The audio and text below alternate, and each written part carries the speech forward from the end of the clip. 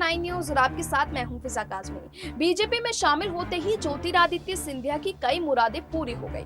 कांग्रेस से आने के तुरंत बाद पार्टी ने उन्हें राज्यसभा का टिकट थमा दिया था। उनकी पसंद के लोगों को शिवराज कैबिनेट में जगह भी मिल गई थी। भोपाल में माकन की मुराद भी पूरी हो गई है, जिसके लिए कमलनाथ ने उन्हें 15 महीने तक टकराते रहे थे। सियासी गलियारों में अब एक नई चर्चा शुरू हो गई है, जिसके लिए ज्योतिरादित्य सिंधिया जोर लगा रहे हैं। ज्योतिरादित्य सिंधिया को बीजेपी में आए हुए 1 साल से ज्यादा वक्त हो गया है।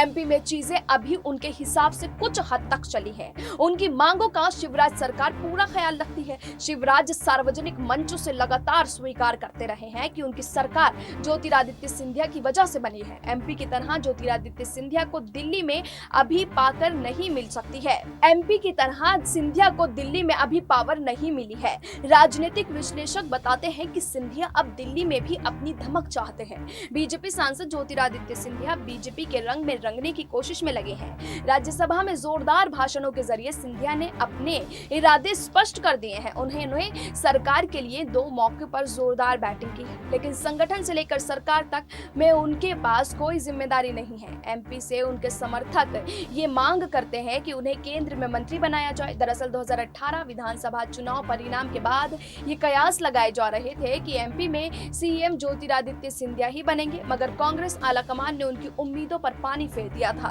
कमलनाथ और दिग्विजय सिंह की जुगलबंदी के आगे वो टिक नहीं पाए। उसके बाद सिंधिया की एक चाहत थी कि उन्हें दिल्ली के लुटियन जोन में पिता माधवराव सिंधिया वाला मकान फिर से एमपी सरकार के कोटे मिल जाए। साथ ही भोपाल में भी एक मकान मिले। दिल्ली के लुटियन जोन में स्थित मकान नंबर 26 से सिंधिया की बहुत सारी यादें जुड़ी हैं।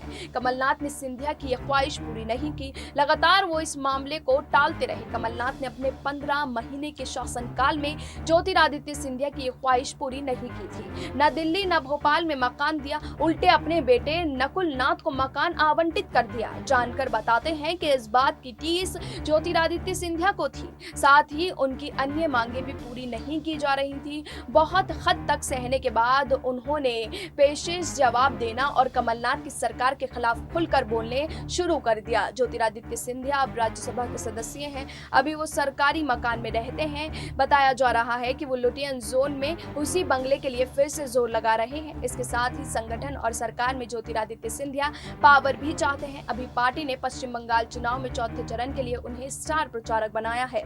फिलहाल अभी के लिए इतना ही, लेकिन देश और दुनिया की तमाम बाकी खबरों के लिए आप जुड़े रहिए SPN 9 न्यूज के साथ।